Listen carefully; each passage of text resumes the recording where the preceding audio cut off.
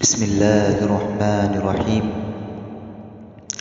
حضرت ابو ہریرہ بیان کرتے ہیں، رسول اللہ صلی اللہ علیہ وسلم نے فرمایا، دنیا مومن کے لیے قید خانہ جبکہ کافر کے لیے جنت ہے۔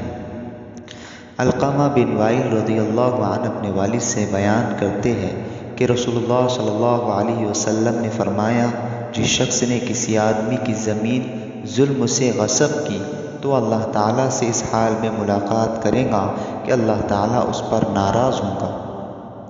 عبداللہ بن عباس رضی اللہ عنہ سے مروی ہے کہ رسول اللہ صلی اللہ علیہ وسلم نے فرمایا، اے قریش کے نوجوانوں، اپنی شرمگاہوں کی حفاظت کرو،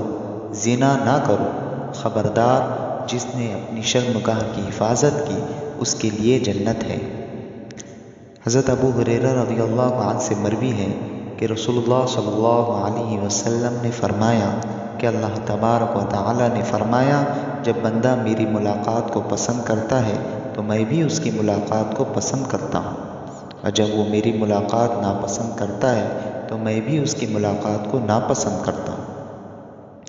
حضرت عبداللہ رضی اللہ عنہ سے مروی ہے کہ رسول اللہ صلی اللہ علیہ وسلم نے فرمایا، گناہ دلوں پر غالب آنے والا ہے، اور جو بھی نظر ہوتی ہے اس میں شیطان کے لیے بھی طمع شہوت کا حصہ ہوتا ہے۔